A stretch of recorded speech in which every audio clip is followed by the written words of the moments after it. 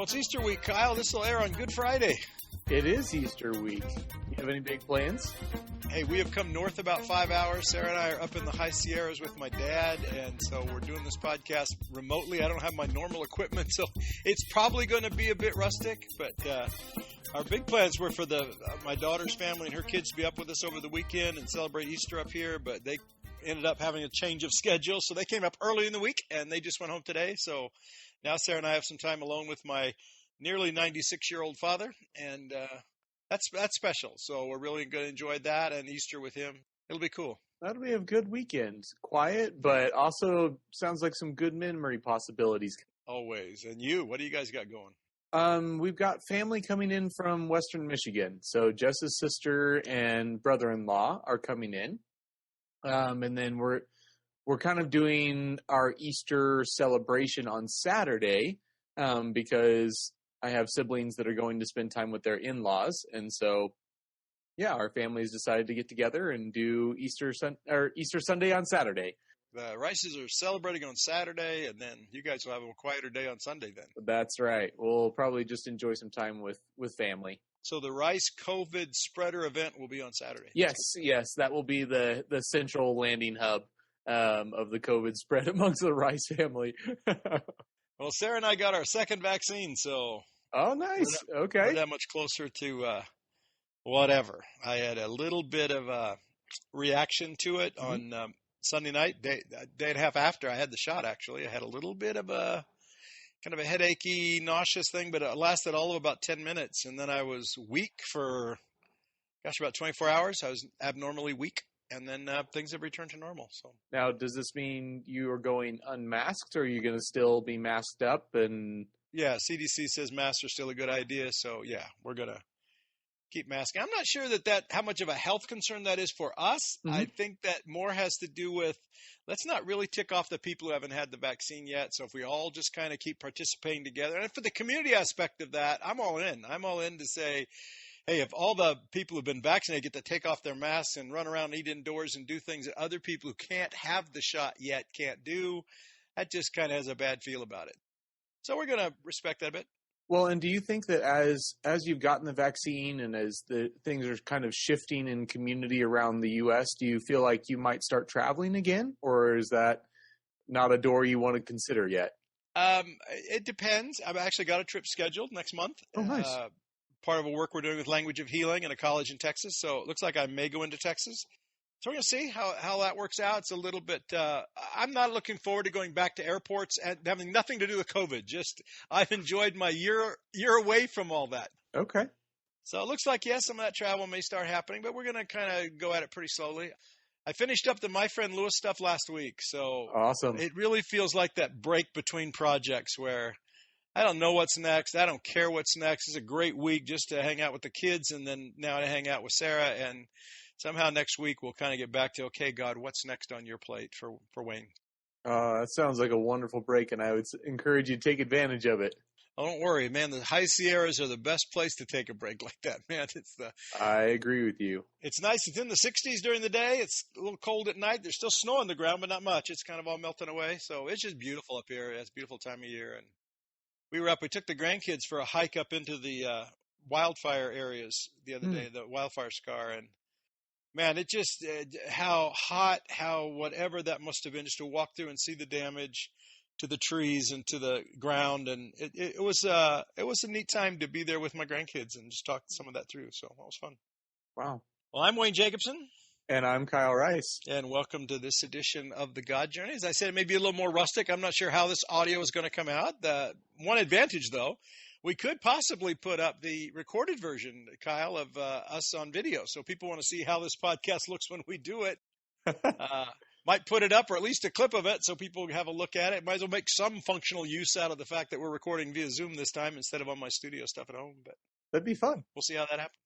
For my restful week, interestingly enough, this is my third appointment today, so I'm a little bit worn out on the Zoom thing, but had the amazing prayer time this morning with the folks that we've been gathering with that I know a couple of weeks ago. We shared just a little about it. It's not something that I'm really trying to get people excited about the fact that we're doing that, but the thing we talked about gaze with me, not just at me, that we talked about a while back, And we've watched that kind of grow. I really feel like the momentum of this corporate prayer thing just excites my heart, just not only because the thing has been just incredibly encouraging, watching various pieces of a puzzle come together, but it's really changing my prayer life. I mean, it's transformational in situations I'm involved in, and I'm praying about something or someone, and then I'll sense that God just saying, don't just gaze at me. And I've gotten used to, people can't see this, but when I pray for someone, I usually just have an image of holding them in my hands before God, just holding them. So God's there, they're here, I'm here. And I was doing that with someone last week, and God just said, no, come gaze with me.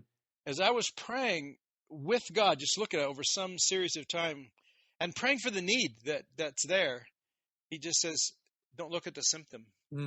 I was not thinking what I was looking at was a symptom. I thought it was the problem. Oh, wow. Okay. And it wasn't. It was only the symptom. And it was like God's not too bugged about that system, that problem in their life, that there's something more to root level causing that. And so now I'm with the family in a bit of a discovery about where that goes. Wow. Okay. Which is fun, because now we feel like there's an insight as to what that may be out of a question that seemed to be really Holy Spirit given. So that was really fun. And then today, as we were sharing some of that and talking today, because I'm really learning, gosh, what is it that God reveals out of the corporateness of prayer? Which, as I said, most of the prayer meetings I've been in, they've been corporate, but just everybody's praying all kinds of different stuff. But it's not this feels like now we're like in a jigsaw puzzle, and God gives us some more puzzle pieces, and we don't know where they all go. We're not even trying to figure it out. In fact, we kind of concluded today with the thing that Mary had in her heart about when the angel comes and visits her. She just said, and the people come and giving her prophecies, and she said, Mary just pondered all these things in her heart, which I think let's just ponder what God's showing. It's not trying write up a schematic new version of prayer. Let's not do anything. Let's just hold it in our heart, because we don't have enough pieces to make conclusions. We're just discovering. But today, one of the things that God seemed to add to that was not just come gaze with me, like get your perspective around here and all that, but out of my rest, when God ceased from his labors and he, on the seventh day, rest after created all that he created, he rested. And there was a real theme of how we get really, even in prayer, the human effort angle comes up, and we pray out of our anxieties and our fears and our desperation. And it was like God inviting us into his cabin. Kind of interesting that we're sitting up here in the mountains, but come in and gaze with me, but gaze out of my rest and playfulness. Because my best work happens there. It doesn't happen desperation, anxiety, I mean, we've all had those white knuckle prayer sessions that just seem to be like God didn't even care, rather than we just maybe miss the way God invites us to engage him. And it was, as you're learning to gaze with me, gaze out of that rest. And it was like, okay, now there's another 6-month learning curve at least, minimally. And so I'm excited to see where some of this goes. But I just came away from today going, man, not just for this group and what we're praying about in terms of the world, but even in the situation of a specific family, these things are, and there's so many other ways where and I love gazing at God, and I do a lot of gazing at God. I do a lot of gazing at Sarah. In a communication, there is that. But I'm learning, man, just there are times when it just feels like the Holy Spirit says, okay, now come gaze with me. And now it's not what I want God to do. It's, God, what are you doing? Which I've prayed that before, but this is very different. Yeah. That's been a whole lot of fun. So when he drew you into the cabin, had you gaze with him, but in a restful way, what was it like just sitting in the presence? What it sounds like is you were just sitting in his presence, looking at it, but there wasn't any pressure to do anything. It was just I don't even know. The image that I have that comes to mind is when I'm sitting on a mountain peak after I've done some hard work to get to the top, and now I'm just sitting and enjoying the view. Like I'm resting and I'm enjoying the beauty, and there isn't any work to be done, and I'm just there and I'm just present. Is that so I want to hear what your thoughts are with that, or how that experience was for you. Yeah, I don't think we felt like we got there, quote unquote. I think we, there was this invitation, come in now, and now it would be like God inviting us into his home. In my Father's house are many places as well. So just come in, sit down, let's relax. And I turned around, there's one whole wall that, like those big fancy cabins, not like ours, where the whole wall is glass. Okay. In this Yep. 2-3-story peak, and you look out over the mountain vistas and ranges out there. That's a picture I had. That's not the home I'm in at all. But I just felt like, oh my gosh, just to sit here and look at this with him. Mm. Everything under his control. God's doing his work in the world. He's inviting us to come alongside that.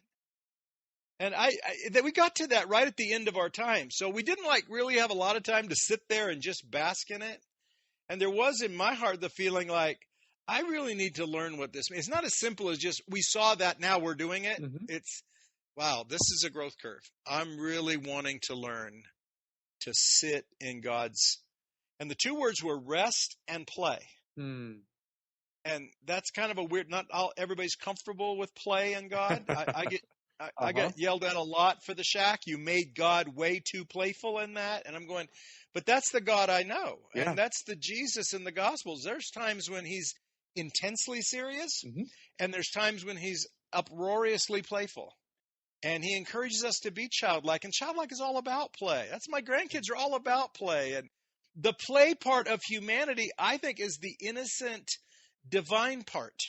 Not the serious stoic religious thing, but that. So we really didn't feel like, oh, we got there. Mm-hmm. It's like God's opening a door to say, come join me here. But now we've got 2 weeks to each of us explore it, and then we'll come back together and talk about what do we see. And that's what we did this time. We just got together from what we shared the time before and said, okay, what have you processed? Yeah. And then we spent so much time doing that the actual time of, that was the very last thing, was God just said, come and gaze with me in my rest and playfulness. So we'll see where that goes. I don't really know. I'm just excited to be growing it. This is the best thing that's ever happened to me in terms of prayer that is more intercessory in nature, but not religious. And I'm just really thrilled to know where this goes. Because it's a lot of it, it's 99% new. Wow. I love that. So we'll see. I would say, in a different area of life, I'm on a similar venture. Good. I've just been really processing even more with God about what's on your heart for where I'm at right now, and how do I engage people around me. And I've been working with a company out of Wisconsin, a couple that own a life coaching company, and we've been doing a bunch of partnership stuff together. And this idea of coaching and just walking with people through the journeys that they're in it's been on my heart since I was young.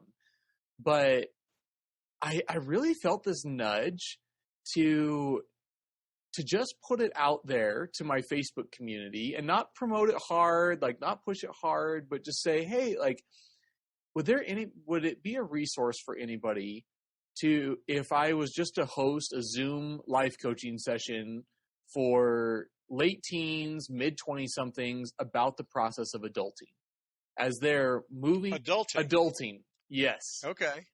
Like being an adult. Yes. As a verb. Yes. Being an adult. Okay. So I don't know if I've heard adulting before. Well, it is sadly, it is a trendy word that has come up for millennials and post-millennials. Why sadly? Well, because it's needed? It's needed. And unfortunately, a lot of young adults are not being taught how to move from high school into that adult stage. So what does that look like to move from high school to college or high school to career, and basic life skills, like having the self-assurance to press into more meaningful relationships, both romantically and interpersonally? What does it look like to go and find an apartment and to get your utilities for the first time? What does it mean to actually have to manage your finances because I've got bills to pay and my decisions around my finances actually count right now? What do I do? How do I figure out where to go with my life? There's so many of these pressures in regards to, okay, do I go to college? Do I specialize? If I don't go to college and don't get on this specialization track, will I get left behind? And there's just so much pressure in that process. And then when you throw on top of the fact that these last this last graduating class, this last high school graduating class, they graduated during a international trauma, a global trauma where the world came to a stop and everything that we knew to be familiar kind of got rocked a little bit and got challenged and got put into question. And so not only are they in this questioning stage of life where they're really trying to sort out who they are and what they want to do with their life outside of the influence of their parental system, outside of the norms that they're used to, but then you throw in a global pandemic that the world hasn't seen in several decades, especially at this scale. And it's been really interesting. And so I just put that out there to some friends. Well, back up a little bit, because how significant is that they missed even like the rites of passage of graduation and family gathered around as a launch into, I know that was big in my childhood. That may not be as big today, but the whole graduating high school and launching, and whether you go to college or mission or whatever it is that you go to, how significant was it that they missed all that from their peers as well as their extended family community? The students that I've talked to, it was huge. I bet. Because, you're looking at some pretty major milestones that are landmarks for people to look back on. And those landmarks basically got blasted. Your traditional graduation ceremony, prom, that's always like a big thing for the seniors. That didn't happen. And like some of the students that I talked to, they were trying to have their own prom celebrations, or they went out just with a few friends in their prom dresses to try to commemorate that, or their prom outfits. And the aftermath of that, you think, is what? Well, I mean, we know that they missed those things, but what do you think the after? You say it really impacted them. What's the impact? Disorientation. Oh, so some of those things that bring natural closure to a season of life, they didn't have them, and so now it was like all of a sudden their worlds got thrown into chaos, and then they went on to the next thing. Wow. There was no actual closure that took place for them, and I know at the time I was working as a guidance counselor. And I tried my best to work with our seniors and to try to make sure that they had a plan in preparation for them transitioning to career or college or military or whatever that would look like. But they were under so much other stressors, being isolated at home, having family issues that were going on, not even sure if they were going to be able to go to college and be able to have the college experience.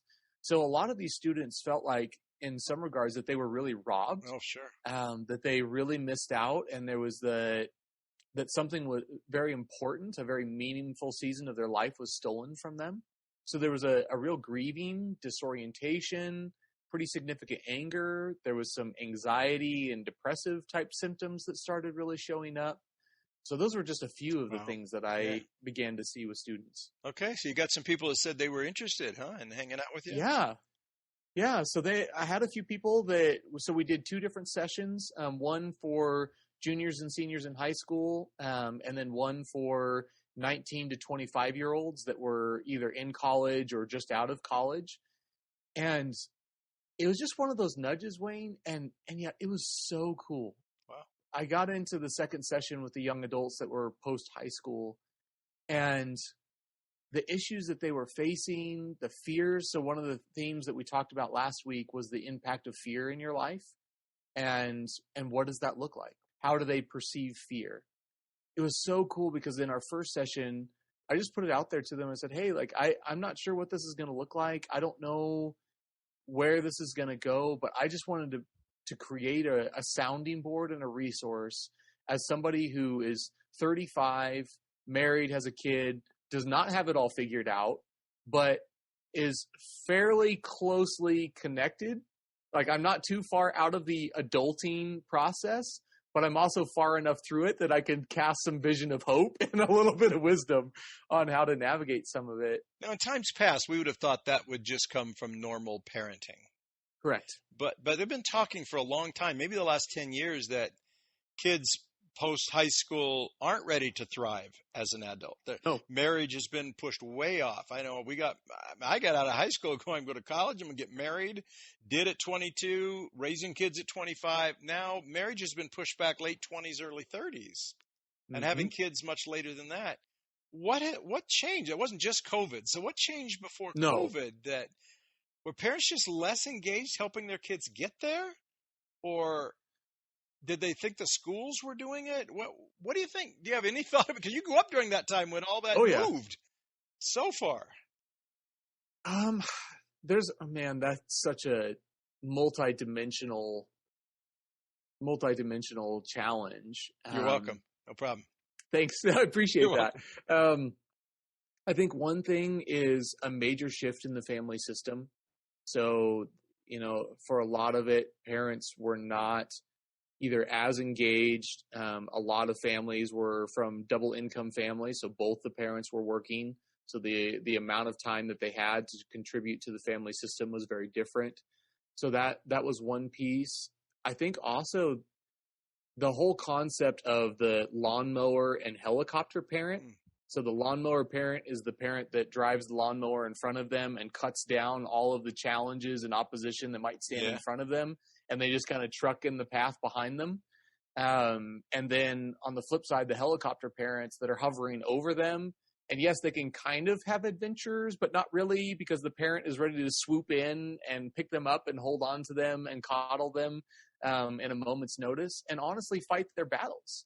I mean, you see specifically in education where, a student will do something and it will, like, the student will misbehave, or it'll be a conduct issue, or honestly at times like just a laziness or a character issue. And instead of the parent backing the learning process and backing that growth process of, man, you need to take ownership of this, you need to embrace the uncomfortable situation that you're in and move forward through it.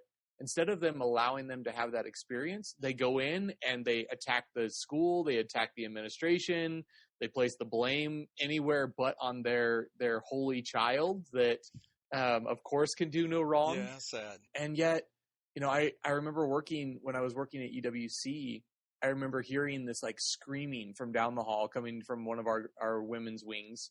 And I was like, okay, what's going on? And this is at like 11 p.m. at night. And so I'm like, oh my gosh, like what's happening here? And so I walk down to the room and I knock on the door, and there's 4 international students. They're all yelling at each other because none of them has ever cleaned a bathroom, and none of them had no idea. They were both trying to like, oh, we need to clean our place because it was coming up on winter break. And so they had room inspections and to make sure that their rooms were clean. Yeah. None of them had ever cleaned a toilet. None of them had ever cleaned a shower. None of them had ever used a mop before. And they were all shouting at each other because they'd never been taught this. Wow. And I was like, how on earth have you gone an entire semester without cleaning your bathroom? First of all, that's disturbing. That is very disturbing. 4 girls, not a good situation. These were girls too, huh? These were female students. You would think it'd be the guys who would have less of that, but that's my old sexist background growing up, where we didn't necessarily do a lot of that, and the ladies did. But now it changed. But yeah, and it's across the board. It's sad how late we've moved everything in life. Sarah and I were very much wanting our kids at 18 to be able to thrive, whether they went to college or got a job or whatever they did, that you would be ready to thrive, and we'd be in the background. So if you need a backstop, we'll catch you. But we're also not driving that for you. There's got to be, and I wonder how much of it just an aversion to risk. That maybe that helicoptering, lawn mowing parent thing is just, I don't know what to do. I get paralyzed and don't do anything. So I don't get a job. And we know a family yesterday was talking about their 21-year-old kid won't get a job. And the parents are trying to get them out to their own apartment. Kid won't do it. Kid's just resistant. They don't know how to do it without absolutely killing their relationship with their son, but they're willing to risk that if that's what needs to be done. It's just, I would say it's a pandemic, but it's being overshadowed by another pandemic. But there's an awful lot of that where, sadly, for the child, not just, blaming the parents or anything like that, just sadly for the child that at 18, you don't have the sense that you can face a challenge, thrive through it, find a way to make it work. And if your plan A doesn't work, there's B, C, and D, and you can shift gears. And I mean, I had all that coming off the farm at 18. My kids had it, I think, when they left our home. They've done well beyond that. They both went off to college and have thrived pretty well. It's sad to me when I see kids in their early 20s, late 20s even, not even thinking about romantic relationship or marriage. It just seems to be more whatever makes me happy today. That's what I'll do. Yeah. And there's not a lot of thinking about the future and money and how I distribute resources or manage resources so that I have enough. And yeah, so you're going to coach some folks like that and see how that happens. It was a lot of fun. I mean, we've got 2 groups running, and then we'll be running another one. We've got another one coming up that we're going to start that's going to be opened up to a new cohort of people, because I try to keep it around 6 or 7 people. You want to give out your email address now, Kyle, so people who are listening to this? Yeah, we can do that. That's okay. I'd be open to doing that. His email address at the bottom of every podcast in the notes, so you can get it from there if you want. But yeah, if you're a kid listening to this thing, man, I'd love some coaching like that. And it's neat that you're doing that. Sad maybe it's so necessary, but a great need to address in this community so that kids can figure out how to thrive. The humbling part for me was, and this is what I love about journeying with God and learning to follow those nudges, is I literally, like, two of the students that I was working with, we got near the end of it, and I always have like a takeaway point. So what was the major takeaway from this conversation? And 2 of the students, or former students, they were in tears, and I was like, what's going on, guys? And both of them said something along the lines of, Kyle, like, literally just in the last few days, we've been praying and asking God for him to bring somebody into our life that could be a sounding board and just kind of help us navigate these uncharted waters. And within just a few days, we saw your post come up. And, and we just really feel like this was God saying, no, I hear you, and I will bring somebody alongside of you. And that was, oof. You want to talk about humbling, like, and fun. Like, it was playful too. Like, it was that joy of, Lord, this is the beauty of prayer. And this is the beauty of the fact that you are still moving in incredible ways within the community of your world and your beloved. It's a good reminder, too, for people about anything. I know when I went on my old geezer tour a couple years back, because I was really contemplating some things. I want to talk to some older brothers and sisters. Sarah and I have always had that in our marriage or raising kids. We'd reach these problematic points. There was always older brothers and sisters that we could contact with, that we had friendships with, so it wasn't just strangers. Yeah. And even people, not everybody may want to get a coaching session like yours, but I tell you what, I'm sure there are some couples, families, parents that would say, man, if a 22-year-old came to them and said, hey, listen, could you help me sort out budgets? And, we had one friend for a while, just grew up in a home where they always ate out and didn't know how to cook, and asked Sarah and I if we would teach her to cook. And we did. She'd come over once a month or twice a month, and we'd have her make a meal, and we'd just teach her that basic life skill because she just never had it. And there's so much resource in our world that goes wasted because everybody wants to get it from a professional and not realize there's just a marriage over there near you somewhere that has survived for 45 years and actually learned how to love each other. And you've been married 2 or 3. Wouldn't it be great to just go over and say, hey, could you share with us some things about marriage, or let us ask you some questions where we're struggling? I think that resource is all but lost in our world because we don't do it. Sarah and I have always done. I've always sought out people down the road from me to say, what do you think of this? Does it sound really stupid?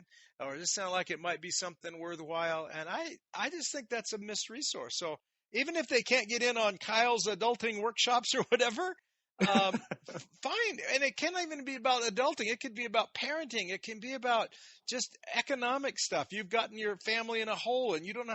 Find somebody who manages money well and ask them to help you, because people will. I know Sarah and I have always been honored when somebody wants our help. We don't feel like, no, crud, now we got to help somebody. We really enjoy it. And it doesn't have to be complicated, right? It's just that simple, as the younger audience asking for the help and saying, Lord, like, who in our community around us is living out the characters or the principles or the wisdom that we need in our life right now, and how do we reach out to them? That's great. And vice versa for the people who are in different stages of life but have a heart for a different community or a different audience. Just start asking, Lord, who's around you? Who's around me that I can that is in need of that help. And that's the fun part, is that these are students that are connected to me from either my work at EWC or my work at the previous high school I was at. That's good. And now they're a little bit farther down the road. And yet, I've got a Brazilian, a Spaniard. It's just a blast because we've got multiple nations that are coming into this. And not some of them are believers, some of them are not. And that's okay, because the questions that they're asking are the same. And it's a beautiful process. So have you covered toilet cleaning yet, or are you still working up to No, it? we haven't done a Zoom tutorial on how to clean a toilet yet. My wife would probably argue that she's still not sure if I know how to do that, but My wife wouldn't even have to argue, my friend. Wow, that's wonderful. I love that. God's just had a couple of those opportunities that have come up. In addition to that, I got a call from a good friend of mine in Michigan. I did a guys trip where I basically just do an outdoor retreat and create a space for guys to come together and just do life together. And they usually have to have some type of connection with each other, some mutual friend or whatever. But anyway, long story short, I did this trip with a guy. We were fly fishing together, and he texted me this last week, and he's like, "Kyle, I can't go, but there's a group of guys that I really want to connect you with, and they're going to be about an hour and a half north of you, and they're going to be turkey hunting. Is there any way that you would want to go up and meet up with them?" And I was like, "Sure, why not?" And it ended up being one of the most joy-filled days I've had in a while. And with two guys that I've never met before ever, and yet it was just easy, and we just had a blast being out in the wild together and hiking around the hills, and we actually went and were able to do some hunting on our Harrison ranch, and so I got to fix them lunch, and I just got to be out in the outdoors and enjoying it. It was so cool because just how God invites us into that play and invites us into that rest. And yet so often we ignore those nudges, right? Yeah. Like we don't think of those as like they were giving me a hard time. They were just kind of harassing me. They're like, yeah, who would drive? Like they were talking about crazy people, and they had this conversation. They were telling me about this crazy guy that they met on this trip. And they're like, yeah, who would be crazy enough to, drive an hour and a half to hang out with two dudes that you've never met before from Michigan? Like, who would do that? And I was like, oh yeah, what kind of crazy person would do that? Yeah. And yet it was so much fun. And I was loving the day, and this is God's playfulness, right? I was looking through my binoculars. We were hunting. And my binoculars are old. I got them when I was a little kid, and that's what I've used. And I was kind of using them, glassing, and my eyes were kind of going cross-eyed because they're old and they're cheap. But I was like, whatever. And I literally threw up a prayer. I was like, Lord, I probably need to get a new pair of binoculars, before I go cross-eyed if I'm going to keep doing this. And we got to the end of the day, and it was just such a joy. And one of the guys looks over, and he's a rep for a bunch of outdoor gear companies. And he looks over and he's like, "Are you the one running those Bushnell binoculars?" And I was like, yeah, I am. And nothing against Bushnell. Please. They're not sponsoring the podcast, though. So. They're not sponsoring the podcast, but nothing against Bushnell. I was like, yeah, I got them. And he just looks at me. He's like, "Can I give you a new pair of binoculars?" No, you can't. No, I wouldn't let you do that. No way. Well, and it was so crazy. I was like, I never said anything to anybody. I didn't mention anything. And so then he gives me this pair, and they were way more expensive than I would ever spend on a pair of binoculars. And pretty cool, huh? Oh, it was such this blessing. But then literally I was driving home, and I sensed God just kind of poke me and be like, "Kyle, this is my generosity and this is my economy. You had so much fun giving and serving these guys, and I wanted to give you an unspoken gift back." And the joy from the guy that gave you that gift was high as well. And yet you build these crazy friendships, and it was just, I love it. It's so interesting to me just how God does that in our world. I do too. Generosity begets generosity. That's just true. But we don't live by that. We live by, I got to hold on to what's mine, and I got to protect everything, and I got to see a good purpose in it, or I can't do it. Generosity begets. Live generously in the world, and God will live generously with you as well as people. You want to hear a freaking statistic I heard yesterday that is changing my world? Okay. And it relates Hit to me. some of what we're talking about adulting, particularly the risk averse thing. Yeah. This came from the chairman of the Joint Chiefs of Staff during the Reagan administration. This is one of the top generals of his time.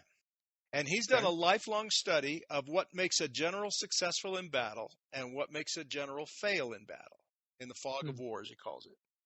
Here's the statistic, his research, a lifetime of research on this topic. This is what he came up with.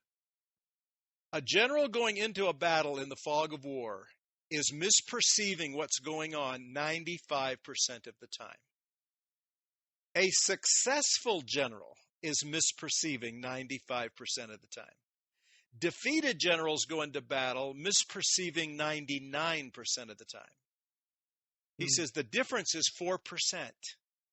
Wow. I can't even believe that. Whoa. Yeah, because our world and particularly expertise, particularly on this journey with God, you think it was a certainty. I've got to know this, and I can't wrap my head around it.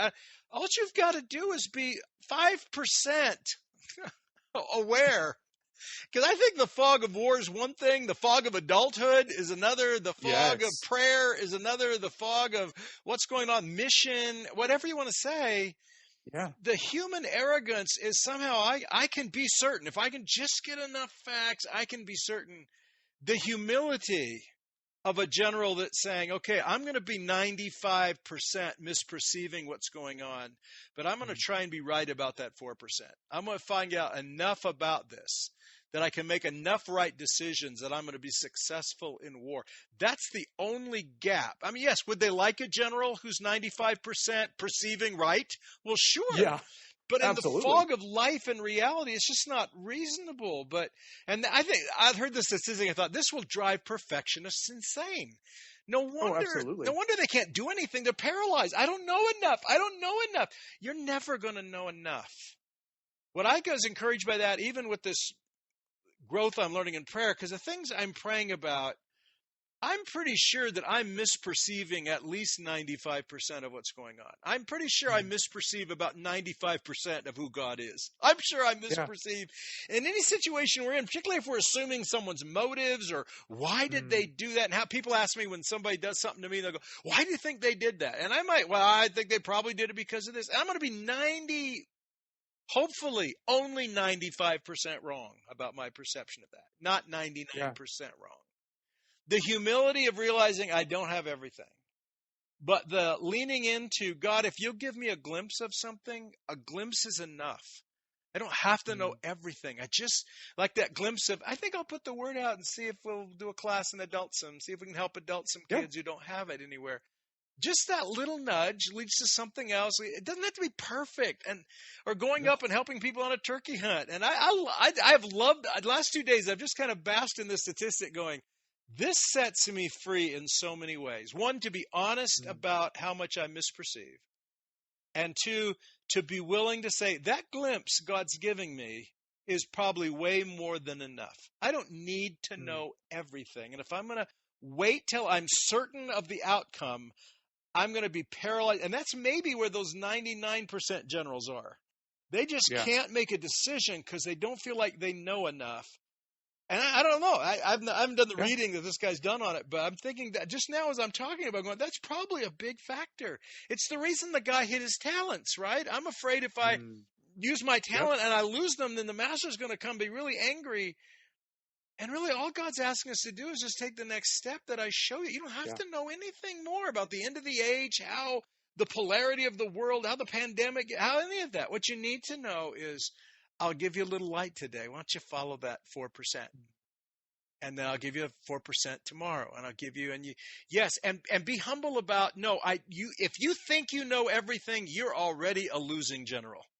You know? Yeah. Yeah, the arrogance of that, you're dead. You're just not going to make it. But, or if you're embracing adulthood and going, man, it's scary, getting into a romantic relationship, or, it is scary. My goodness, it was the best of times. It was the worst of times, right? Absolutely. The dating world.